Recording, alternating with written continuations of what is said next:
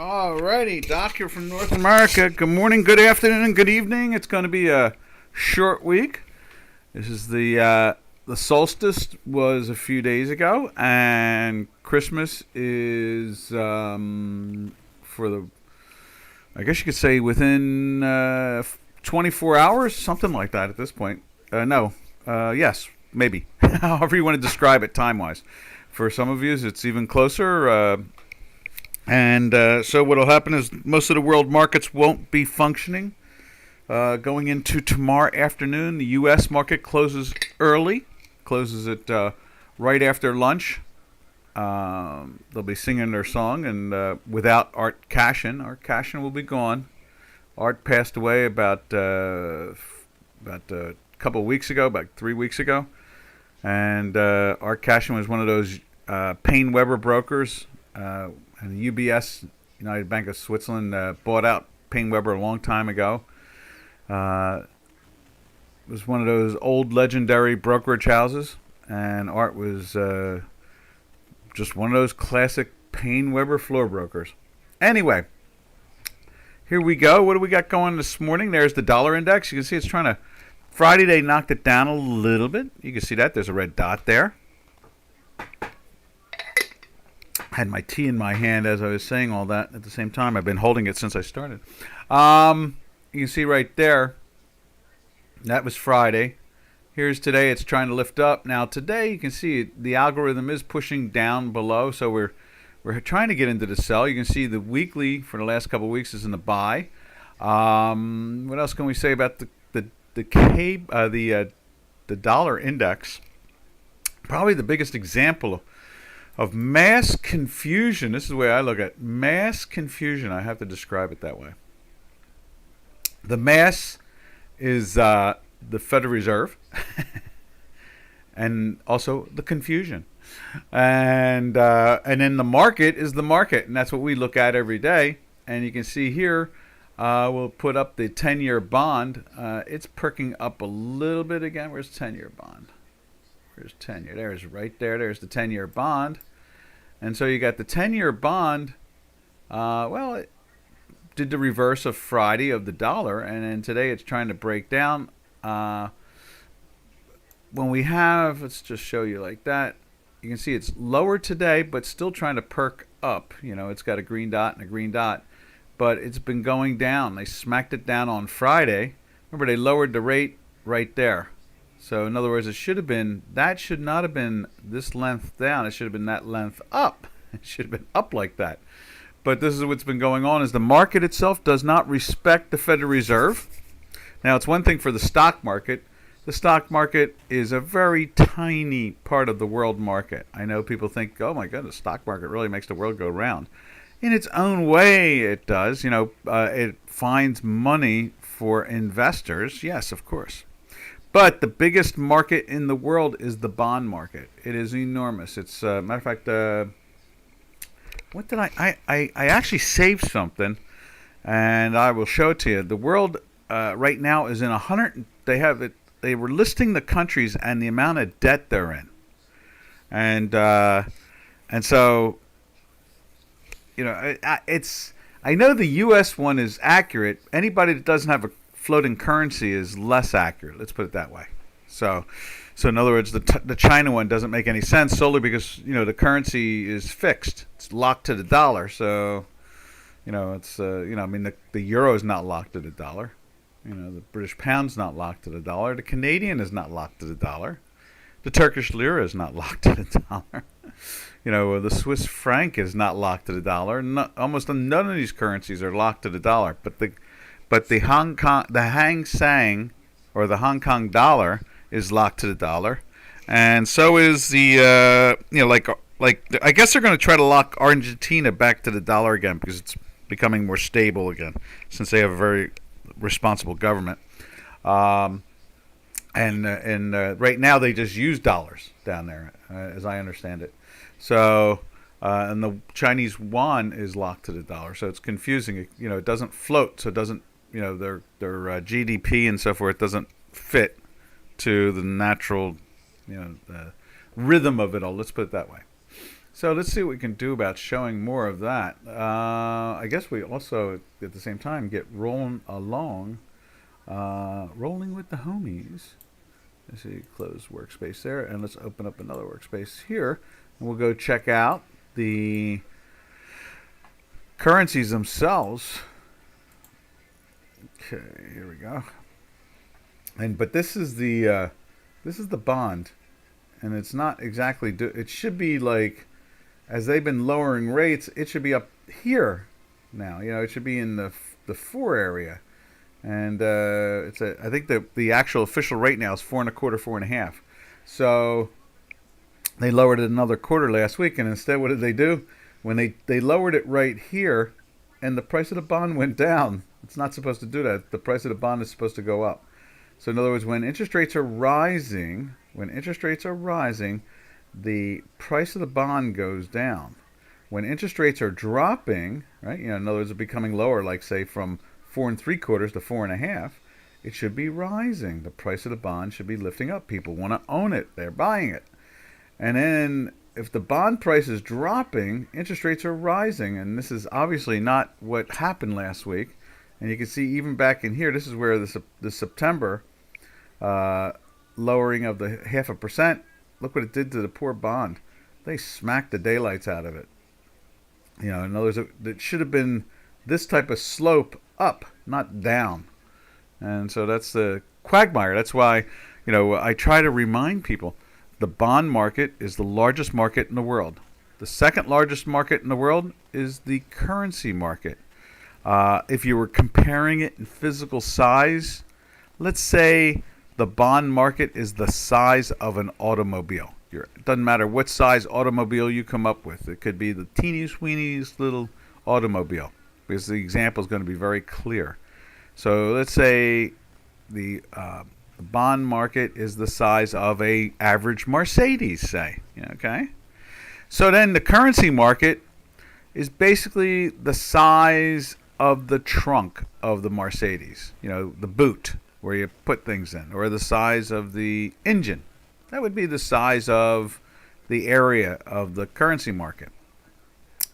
The next market, the third largest market in the world, is the energy market. The Brent sea oil and Saudi Arabian oil and United States oil, and the market we will not be named oil, and so forth. That would be the third largest market. Think of that as like the size of a window of the car. Okay, so you're sitting in the driver's seat and you look at the windshield, and it's the size of the windshield, or the back window, either one. Take a choice. You can have either size, but it's not both of them. That's the oil market. Okay, now let's compare it to the size of the next market, which is the gold metals, precious metals market. That's like the size of one of the windows to your left or right, just the passenger side or the driver's side. And then let's say you want to know what the size of the stock market is. Well, the handle that you open the door with, just that little piece of metal you lift up and you get into one of the doors, be it the front seat or back seat or whatever. That's the size of the stock market. That's how small it is compared to an average size Mercedes. So Mercedes is the size of the whole bond market, and the handle on the door is the stock market. It's a very small thing. And then you've got the major stock, market like the S&P 500, compared to say, that's like almost the whole handle. The S&P 500. That's literally almost the whole handle. And combined, or I guess you could say the NASDAQ, really, that's what it really comes down to nowadays, is the NASDAQ is that size. And then the handle itself is, if you could put a key into it, that probably would be the S&P 500. And then from the S&P 500, then you're basically looking at, let's say, the mid-size, the Russell 2000, which is not even as big as putting the key into the, it's probably the tip of the key. If you had a key, you might have a fob. It's not the size of the fob. It's very small, enormously small. So that's the size of it all. Basically, the stock market is the size of the handle to get into the car. Oh, let's put the chat line up. I've been rambling for 11 minutes and I haven't even had the chat line up.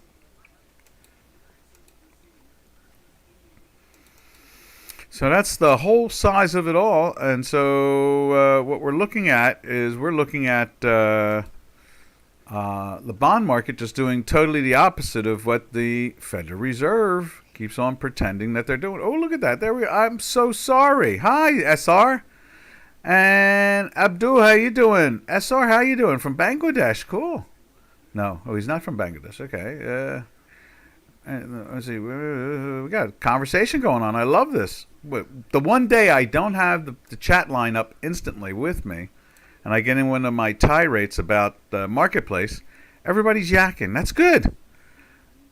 Which market you like, friends? Ah, that's a really good one. And what do you think of that? Hey, Robin, Earth, the Earth market. Yeah, I agree.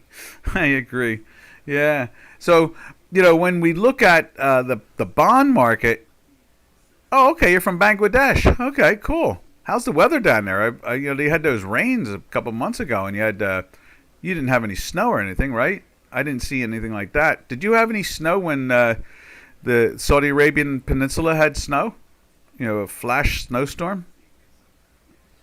Yeah, that's the confusion as we have on the screen there.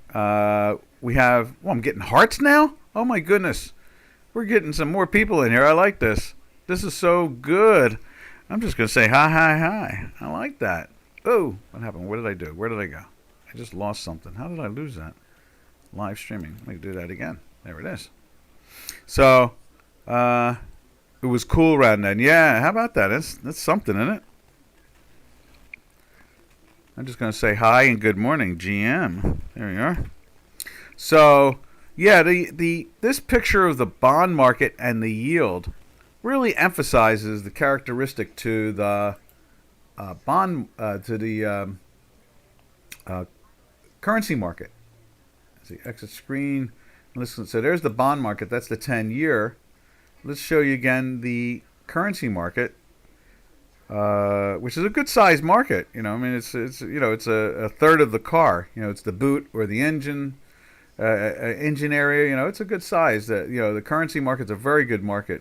It's one of what I like to say. It's one of the cleaner markets after the great financial disaster on Earth. With QE taking over the nature of our trading. Now all the central banks are involved. So there is there is right there. There's a full screen of it. And this is our beta. This is our platform. Yeah, exactly. I mean, the most important thing is try to trade. To me, when not investing but trading, I can see investing in small markets, with potential. I remember buying was it the Mexican Telecom for $1. The thing went to like $300. Investing, not necessarily trading. Whereas cold, yeah, brr. Well, you got you have the North Pole moving towards you. You're going to be the North Pole is going to be between Madagascar and you. So I mean, the North Pole has moved almost 2,000 miles now. So it's gone from where it was about 25, 30 years ago. It's moved over almost 2,000 miles now. It's so the North Pole is going to be moved. Yeah, the North Pole is going to be moved to between you and Madagascar, and the South Pole is moving off of Brazil, and that's moved about 12 or 1,400 miles. It's on the edge. I guess it's in between Australia now and the old South Pole, so things are getting cooler.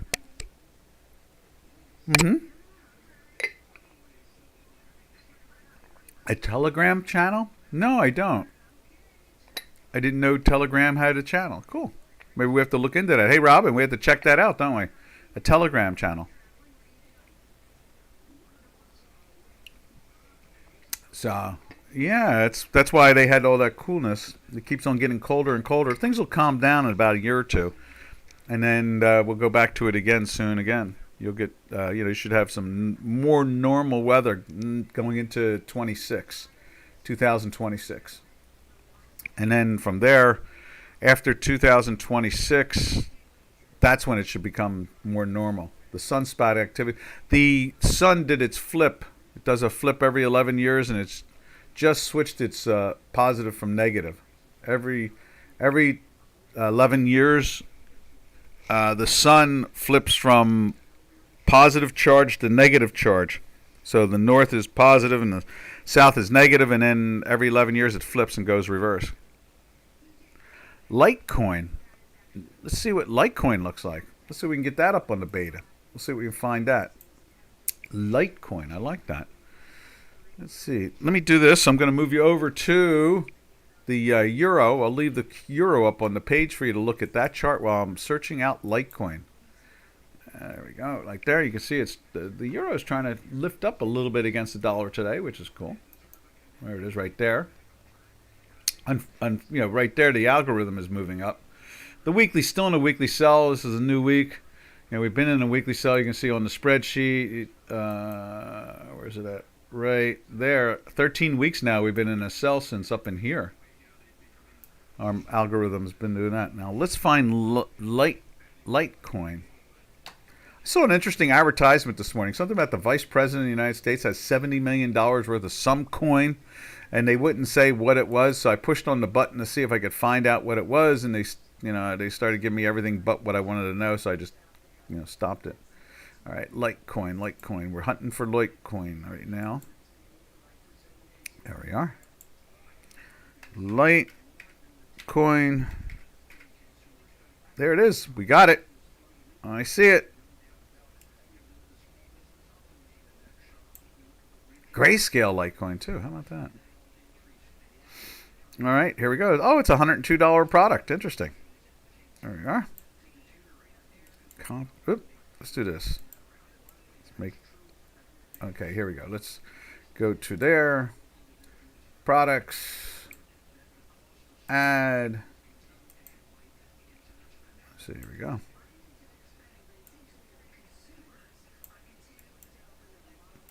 We're loading it as we speak. I like that. Litecoin. And then copy and paste. This time it has a name in it. Everything we add nowadays has a name in it. Thank goodness. All right, now let's show you Litecoin.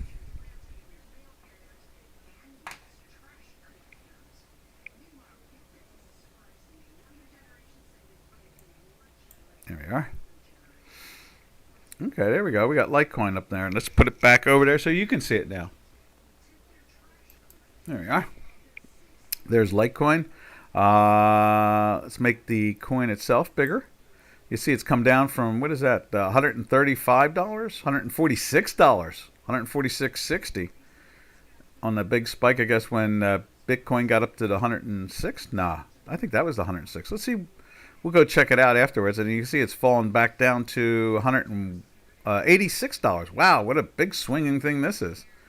And right now we're trading today at 102. Let's see what we got here. You can see the last 5 days it was in a sell. Went into a sell here. You see it's a second week in a sell, so you could take that trade. That's good. So it did pretty good. You can see that long ride up. When it went into a buy, we'll move that over more like so. Move this a little wider like so. Does that do it? Like that. So we can line them up. So there's December 5th. There is, let's refresh that. This way we can get the dates all lined up. So we go like this to move that over a little bit like that. Move this over a little bit like that. And move this over like so. The weekly. So you can see it like that. Yeah, that's cool. So you can see here, what is that? That's December 5th. What is that? That is December 2nd. So right up in here somewhere, I guess it peaked out. It was in a buy from, where's it at? From 1127.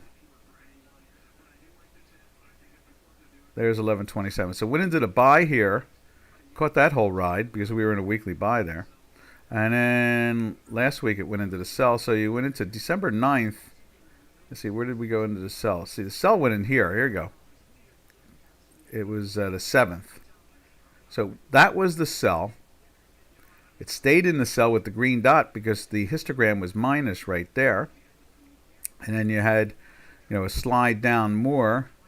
So you caught that whole ride because you're in the sell right there in the weekly sell. And then I guess it tried to get into the buy. It protected you a little bit there.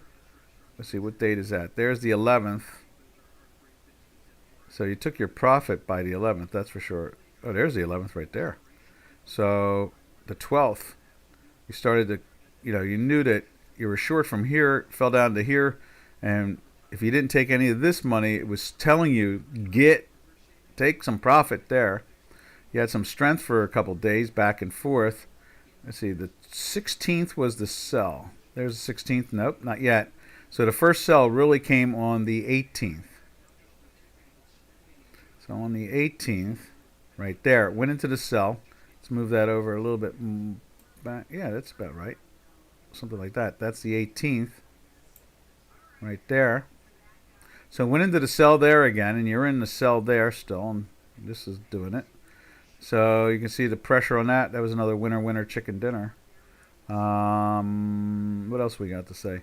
You see some strength coming into it today, but we're in weekly sell, so all it does is basically tell you to take some of this profit. How's that? It's true. What's true? It's true. It's true. Let's see. Kind of see this one. Nice. Going up. Yeah. It's true. What's true? The math? The math is 85% accurate. And if you're an active trader, you're welcome to contact us right here. And you can use our platform for a couple weeks for free. See what it's like. 2 or 3 or 4 weeks, something like that. Let's see. And obviously you are watching us through Ducoscopy right here, where you can do your currency executions and so forth, or stock executions. Or Ducoscopy is a broker. So obviously you're on there, so you know it. So there you go. So there it is. And let's see what else we got going on here. So that is the Litecoin. That's cool. That is very cool. Very, very, very cool. All right, now what do? We go back to, where do we go back to? Oh, let's see. Go back to the euro, I guess. We go see what the euro is doing. And if you want to see something else, just let us know. We'll show it to you. There is the euro. You see what it's trying to do. It's trying to get going. And you can see the weekly is trying to get its head up into the air.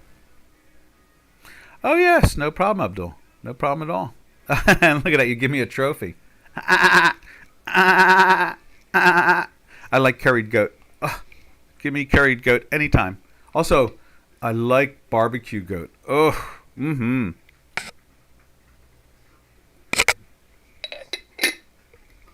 Uh-huh. Just had a sip of my tea. All right, now, there is the euro. Let's see what they're doing with British pound today. Doing the same thing. They're trying to perk it up. Boy, last week we almost got into that weekly buy at one point, and then the bond market fell apart. When that bond market falls apart, the currencies go flying away, Oh, Nike. I think we have Nike. I know people have asked us for it. I know I have Nike somewhere. Let's find Nike. And I think that should be no problem. And American Airlines? Sure. I'll put both of them up there. It's fine with me. You ask and I will do it. Let's see. We got what? You can see British pound. Let me load them in. Or let me find them, one or the other. Let's see if we can find it. I think I might have Nike in here. People have asked about Nike before.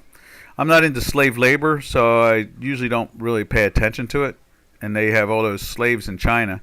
So I kind of don't pay that much attention to it. But we'll put it in there. Hey, everybody's got to swing their own sword in the end. If you want to invest in slave labor, that's Netflix. That's not it. There it is. Nike slave labor. There you go. I have it labeled as Nike slave labor. That's what that is. That's so funny. Me so funny. Me so funny. Okay, you can see here a couple. Oh, here, let me show you. Right there. And I got to show you the title I have on there, too. You got to see this. Where is it at? Here we go. Nike slave labor.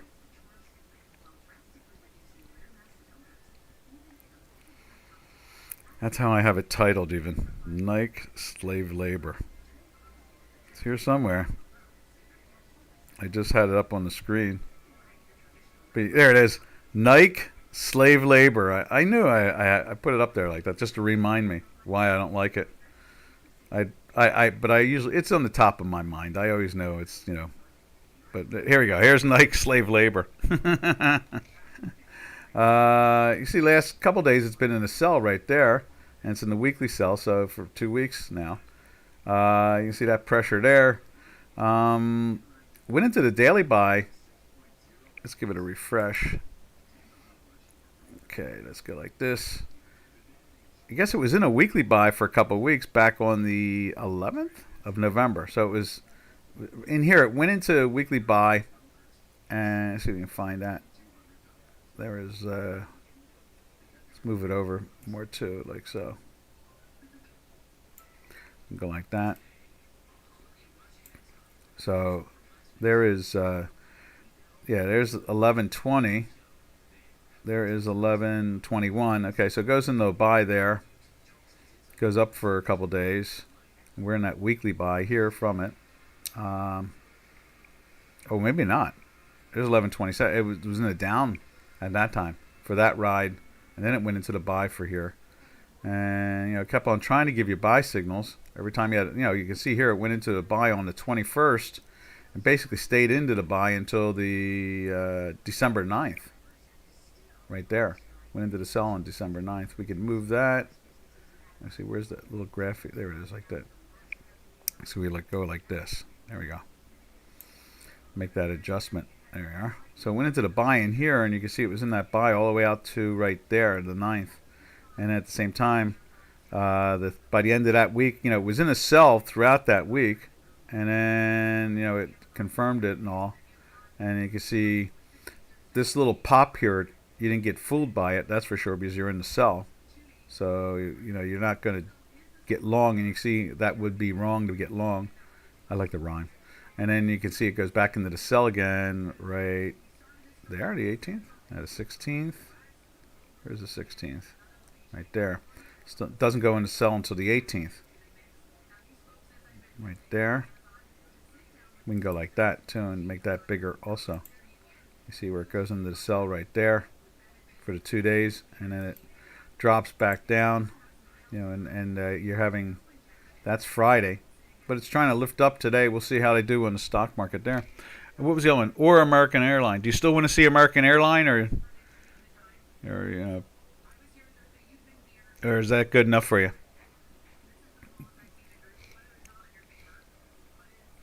All right, so there it is. There's the Nike. Nike. All right, now from there, we shoot over to, where do we shoot over to? Hello. Let's see, right here. Oh, yeah, we were doing the currencies. So here we go. So there's cable. Cable's acting same way as the euro. The dollar is. Oh, sure. Okay, let's put American Airlines up there. I don't think I have an airline up there, so I'm kind of looking forward to doing that. No one's ever asked for an airline. What they used to, people used to pay attention to Delta a lot. Delta was a very popular airline back in the day. I remember that. But let's see what American Airline looks like. I don't think we have an airline. None. So let's add an airline to it. Let's see, American Airline. There we go. And as you can see there, we'll show you, here's the Swiss this morning. I'll just show you the Swiss, how they're doing. Swiss is trying to climb back up to the range there. We're loading American Airline for you now.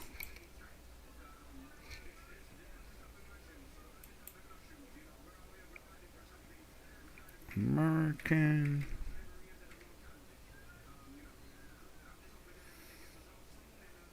Express, there it is, American Airline. Cool. Yeah, it's a $17 stock basically, $16.87 to be exact. Let's see, there it is. Copy. Let's see, go like that. Add a product, symbol, paste, and then American Airline Group. Cool. Copy.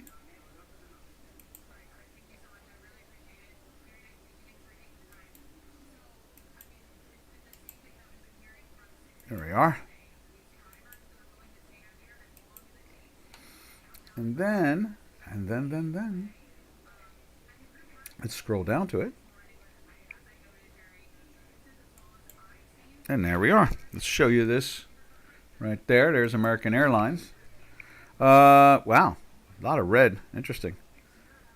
But you know what? Look at that. It's in the weekly buy throughout all of this. So basically all the way back into basically mid-November here. You went into a weekly buy. What is that? That's the 11th. And you were in a buy. Maybe even the 10th. Here, let's see what this shows. Yeah, that's right there, the 11th. That's what's so nice about the beta platform. You can pull it around, adjust it, do all kinds of things with it. It's been in a weekly buy for a while. So it went into the buy back in here. Let's do that. We'll make it the whole screen so you can see it. So it went into the buy here. Where was that? That was at the $14 area. And it's done its best. It's climbed all the way up to $15 there. And then, let's see. Were we in a buy here or were we not? We know you weren't short. That's for sure. Even with all this selling, you weren't short because we're in a weekly buy. Let's go back and look at that full screen. See, so we've been in a weekly buy, so you can't play the short side. Now, it didn't give you a buy signal on the 4th. Let's see, where was it at? There, yeah, it's the 5th that gave us the buy signal where it exploded up. And did it really gain much after that? I guess it did. You can see that. So, it closed at, gave you the trade from 1737, where over the next couple days it went to 1820. Airlines are a very interesting creature. Let's see, where did the sell kick out there? There's the 10th. There's the 5th. Okay, so it had you in a buy for up until there. And then it told you to take your profit if you hadn't taken it already from the possibilities of having a gain there.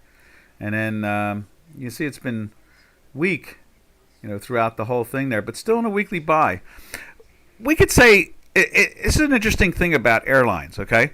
Their debt to cash flow ratio makes them, because remember, they're buying their equipment costs billions of dollars. And so in other words, you're an airline and you might have, $15 billion worth of equipment.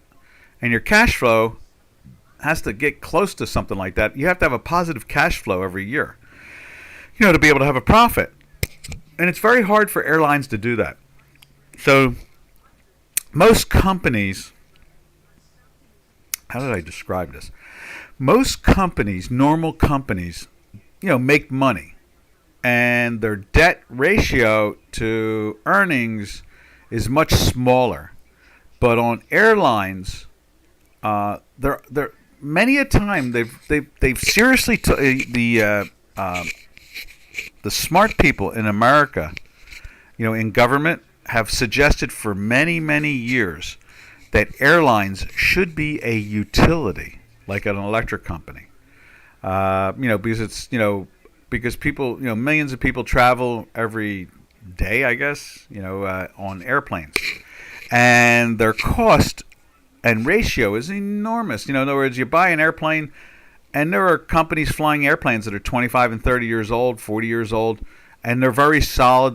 They're built to last for a long, long time. You rarely ever hear of an airplane crashing, because of its age. You don't usually hear that. They usually maintenance them. They run on kerosene. They don't. It's not like they use a rocket fuel or something like that. You know. That's so.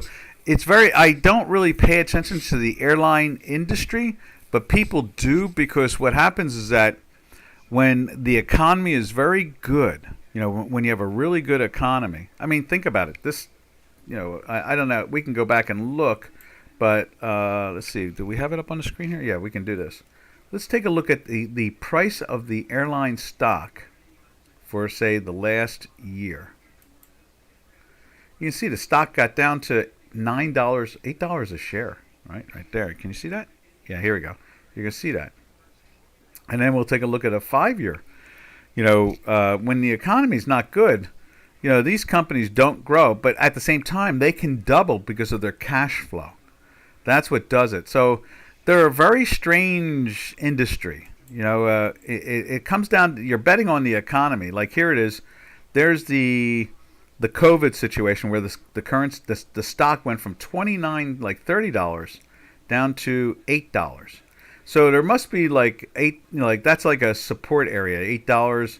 You can see at the end of Mr. Trump's, I guess here was it. Mr. Trump leaves the office right here, and you can see the stock is at 23. You see it drifts back down into the low teens. So from 23, it loses almost 50%. And here we are. What is that? That is August of. This is where they realize Trump is going to come back into office, and you can see the stock starts to climb up. And obviously we through companies do polling. They do in other words companies pay attention to politics much more than people realize.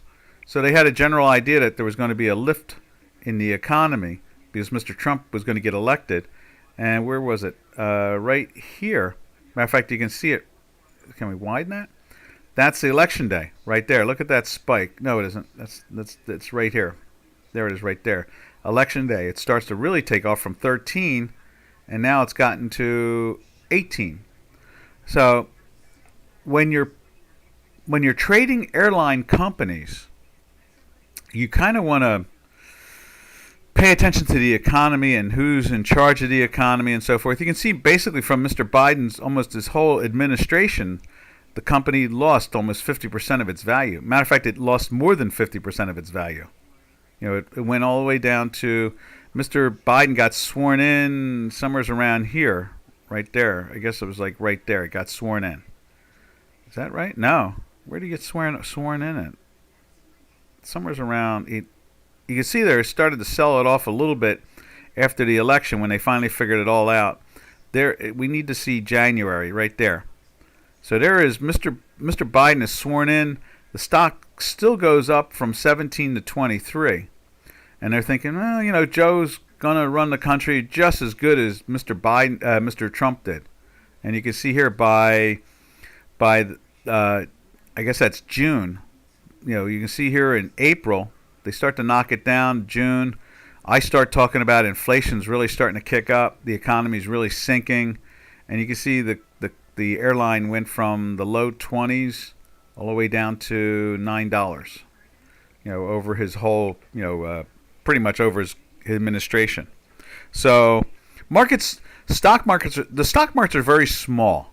Okay, so what happens is that markets are like a temperature gauge. They kind of tell you what's going on and of the psyche or the mental side of the economy.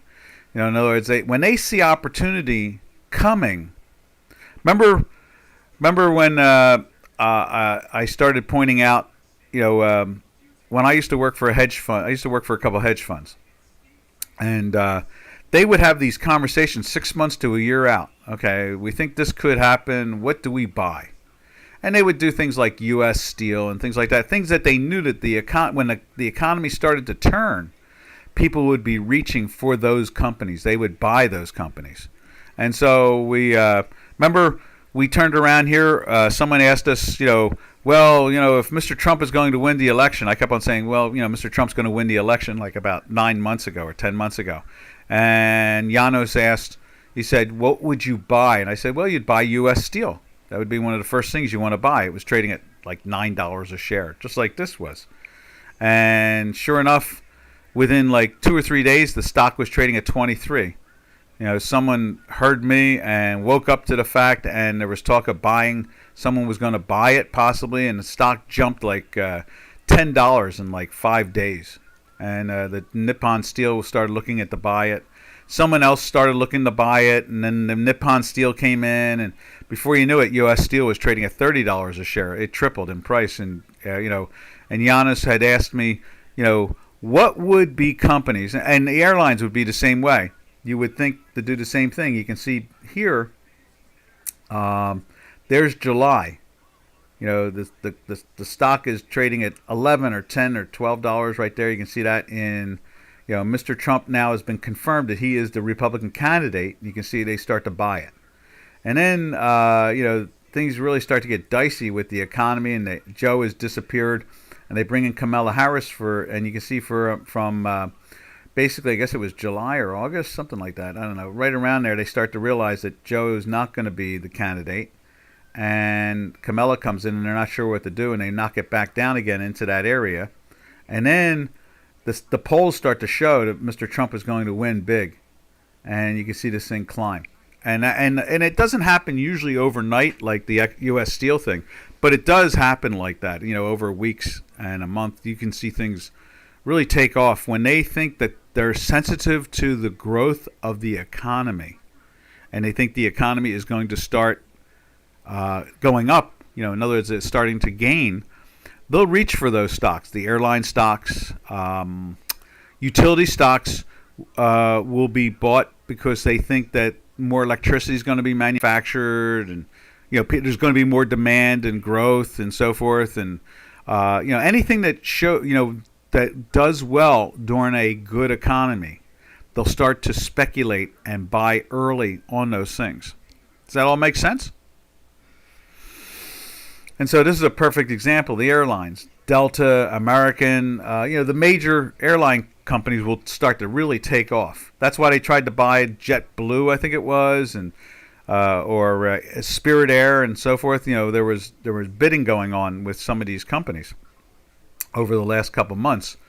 They were trying to get in there, and you'll see a lot of times like Boeing, the manufacturers of airplanes, was it what's it bus? Eurobus. You'll see, that type of thing. They'll start to buy those stocks early ahead of time.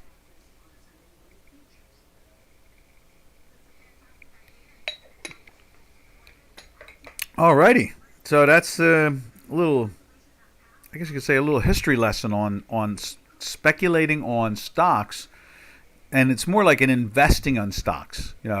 Why would you buy a company that for $8 or $9 that has an incredible amount of debt, is barely making any money, if not losing a little money, and they're burning up their reserves, that type of thing, and so that's how that works. Alrighty. So from there, where were we? Oh, we go back to the currencies. That's what it is. We let's put the Swiss up there. There's the Swiss. You see, it's playing with the top end of the range again, and that's mainly because of what we showed you before, and that is the unfortunately the bond market is not moving with the Federal Reserve. Like we said, the Federal Reserve is very incompetent. They've lowered interest rates a full percentage point. Interest rates have risen about a 1.2. So not only has the interest rates risen, I guess we could let's find a chart just to show you how bad it's been since September. Let's see. Go to the bond chart. Here we go. Here's a bond chart itself where you see the yield. So let's see what the 10-year has looked like. Okay, so you can see, can you see now? Here we go. Here, we'll just show it to you right here now. Here it comes. So you can see right here in September, interest rates were down at the, what's that block say? 3.6%. And you can see where interest rates are now at basically 4.55. So they've lowered it a full percentage point, or I guess you could say what they do is they declare a range and they drop a quarter. So now the yield is 4.25 to 4.50. That's the yield. Okay? At the same time, since then, interest rates have risen. It was when they started dropping interest rates, they were already trading in the market at 3.62%. And look at it. Since September, the interest rate has risen almost a full point. And so that's not a good thing. It's not 1.2. I thought it was. I wonder what the 30-year is. It'd be interesting to see if the 30-year got beat up. It's probably more like the 5-year. Let's see what the 5-year has done. We'll go back and take a look. This is the 10-year bond. So it's gained like 7/8. So basically almost irrelevant, or right in the middle of the range, as they would say, 4.25 to 4.5. And at the time when they started lowering them, the yield was 3.6. So it's like 7/8, right in the middle. Let's see, where are we at? Let's take a look at the 5-year. And here's the 5-year. You see the, whoop, didn't mean to do that. Let's just scroll it up. There it is. So the 5-year was yielding 3.39, and now it's yielding 4.39. You know, it's a little bit higher. You know, so in other words, you would go, wait a minute, didn't you say they just dropped the interest rates? How come, you know, that they went up? Because the bond traders, you know, basically said, no, this is a really bad idea of lowering interest rates. We have inflation. And when you have inflation, you don't really, you know, you try to increase production. So you lower taxes, you reduce regulations on companies, and that will grow an economy. But when you lower interest rates, that only increases inflation because you have less product and more buyers. You've got to provide product, not lower interest rates. So it's all just part of the. You know, we're very anti John Maynard Keynes here. That's just a socialist economist from a century and a half ago, and they still love him to this day, and they follow, and that's what the Federal Reserve is doing. They're following John Maynard Keynes, and they're not following Art Laffer, who deserves a Nobel Prize in economics from the Laffer curve since 1980. 1980, 44 years. He still has not received a Nobel Prize in economics, and his math works beautiful. And when you follow, Art Laffer economics, you make money, and when you don't, you lose money. And so, you know, this is what's going on here. I mean, when you look at inflation, under the whole Biden administration, the stock market gained only 1%. Under the Trump administration, it gained 11%. So, you know, that's why Mr. Trump was reelected, is because, you know what a difference that is. But the media will not tell you this. They keep on, because they're socialists. You know, the socialist control. They own the media. That's, you know, classic, you know, Stalin. You know, it's not who votes, it's who counts the votes. It's not. You know, what did they named the newspaper, the number one newspaper in Russia at the time, or the Soviet Union, as Pravda, truth, when in fact it didn't tell you the truth whatsoever. They called themselves a paradise. People were starving, and they were wearing tattered clothes, and you know all kinds of problems, you know, and three families in an apartment, you know, that type of thing. You know, so, you know, truth. It was the furthest thing from it. That's what socialists and communists do. They tell you the falseness, and then they tell you it's the truth. So anyhow, where are we at here? Let's go back to the currencies again, unless you want to see something else. Just let me know, and we'll do that. Now there's the Swiss. Let's take a look at the yen. There's the yen. You see the yen's at the top end of its range. That's what the box is representing. Just like the way the Swiss is. We go to the great experiment, the Turkish lira. Turkish lira. Ooh, look at that thing jump through. That might be a good sign that the euro is going to get going.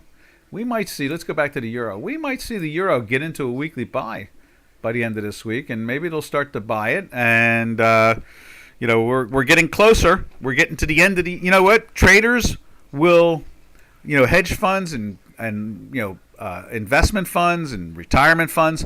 They're going to start anticipating Mr. Trump in different ways. How they can, gain from it. So, this could be, and this is probably tax selling more than anything else going on with the stock market and so forth. Let's see. Let's go to the stock market. Let's see. Where's the stock market? Right there.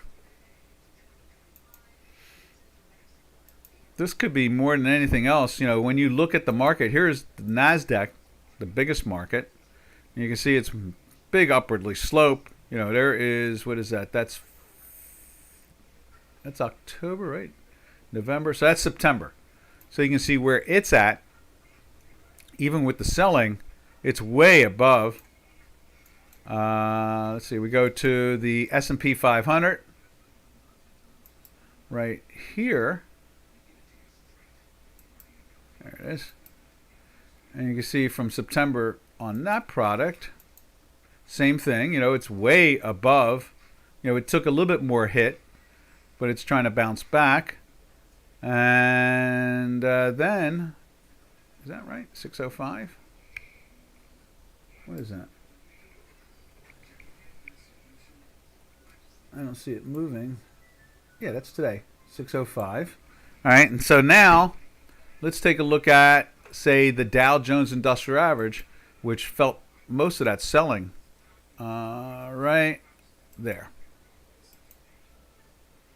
And we'll go look at it from September. And there's September's lows. And you can see that sunk the most. Matter of fact, we're just flirting with a daily buy today, even with it down. It was up, then down. It's got a green dot. We need the weekly to turn. You can see for the last 3 weeks, it's been in the sell since up in here. So, what else can we say about that? From there, let's go back to the currencies again. And you can see the Turkish lira and the euro. The Turkish lira is starting to make a bad turn. It's starting to go in the wrong direction as far as I'm concerned. Poor people there get beat up all the time from it. When it rises, let's hope it just stays inside this channel for a long, long while, like for the next 5 years. Just stay here or go below the support. One or the other, please. Give the Turkish people a rest from all that pain. Supersonic, hypersonic inflation. The currency's gone from 1 to 36.73 at this point. So can you imagine if you had a euro and it was at 1 point, where's the euro now? 1.6 or something like that, and it goes to 36.1. Wow, what a pain would that be? It would be disaster, crushing. So, I mean, I don't know if people, numbers sometimes make people confused, and they look at it and they go, I don't know what that's all about even. And then, let's see, from there, we go over to South African Rand right there. And you can see it keeps on pushing up. That's usually a sign of weak metals. So let's go to the metals market. And you can see right here's gold. You see gold has been drifting down as South African Rand is drifting up. It popped into a buy on Friday. Went into a weekly buy on Friday. Woo, let's get long, right? And then what is it doing now? We're driving hard into the sell again. And so they say that China's been buying like 10 times more than normal gold. I guess, they got their $1 trillion parked in the United States. And they can't, if they remove it, they probably will burn it. In other words, themselves. They'll steal it. So they keep $1 trillion, and they're in such debt. Matter of fact, they're the second largest country in debt in the world. Let me see if I can find that. Let's minimize that. And let's put that up on the screen. I saw this really great article about the countries in debt around the world. So let's see if we can find that. Boom, boom, boom, boom, boom, boom. So get rid of that. Bink. A bink, a bink. A bink, a bink. A bink, a bink. Let's see, where's it at? Right there. There we go. We're going to find that article and put it up on the screen because it's well worth. I saved it, and I think it's well worth it. I want to investigate it. I want to dissect it because I want to correlate currency to them. Because there it is right there.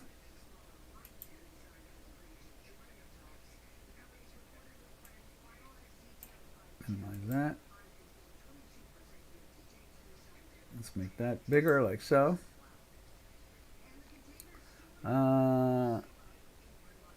Let's see. Okay, here we go. Here's a global thing of it, okay? You'll be able to see this right there. Matter of fact, let's see if we make that bigger. There we are. So you have the United States, which is 34%. What does it say? With over 36 trillion in government debt, U.S. debt is more than double more than double the next highest country, which is China's 16. So it says China government debt as a percentage of GDP stands at 90%, up from 40%. What's ours? See, that's what I wanted to look at. See that right there? As percentage of their GDP, it stands at 90%, whereas our GDP is 27 trillion, so it's only like a third. So they're in more debt because of that. Let's see what the China one says. They don't say anything about China, do they? Let's see, China. I'm sorry, not China, Japan. Japan is 10%, but I don't know what the GDP is. They didn't put the GDP on it. I wonder what the China GDP is. Let's take a look and see. Debt. I wonder if we can explore that. Japan.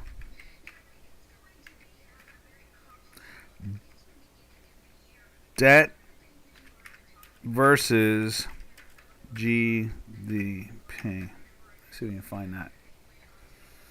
As March of 23, the Japanese government debt is estimated to be approximately $9.2 trillion, 1.3 quadrillion yen, or 263% of GDP. Ow! 263. The United States is a third of the GDP, and China is 90. Remember, I always say, and that's because it's a fixed currency.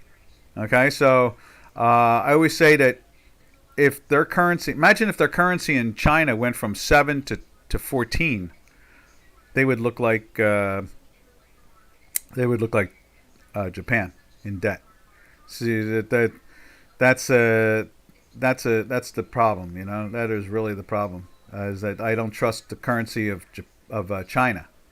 At least the Japanese currency is a floating currency. There's no doubt that the central bank is in there playing with it, but it is a floating currency. Every day it moves up and down. You know, it's gone. We've seen the currency go from was it like 0.8 over the last 2 years, or 1.1 to 1.6, and that's a big move. But what have we seen with China? It's gone from like 7.3 to 7.4. That's wrong. You know that's not right. You know, their GDP, they've gone bankrupt in so many situations. You know, like Evergrande, they're doing. You know, in the other domestic, the international property company, you know, went bankrupt, and the domestic company went bankrupt. That's why they won't move the $1 trillion out of the United States, because if they do, they have so much debt, someone will grab it, but they can't grab it with the way it is right there, parked in government bonds. So, all right, traders, that's about it. We're out of here. I guess we have to come up with a title here today, too. So, what should we talk about as a title today? We'll find a title. Yeah, see, that's the problem. Someone just said it. The market does not believe the Fed anymore. That's why the market fell. That's why you had this. Let's see if we can put this up on the screen again. Right there. Let's go back to the Dow Jones in particular. That's why they all fell, is that when Mr. Powell dropped interest rates another quarter percentage point, that day right there, they smacked the hell out of the market. Almost lost 50% from the last 9 or 10 days. It dropped that much in one day. Now they're trying to put a foothold back in there. It's a very strange situation. Nobody trusts the Fed at this point. The Fed makes no sense. They didn't recognize inflation for almost a year and a half. Then they now don't recognize inflation again, and inflation's going up, and they keep on lowering interest rates. It's like, guys, stop it. You're killing us here. So, all right. So, traders, that is for the day. We will catch you all tomorrow, same time, same channel. And then after that, it's Christmas, and you tell me when the next time we talk. So, happy trails to you until we meet again, which will be tomorrow morning. Happy trails to you, to all our trading friends. Later, traders. Have a safe and smart trading day. Ta-ta for now.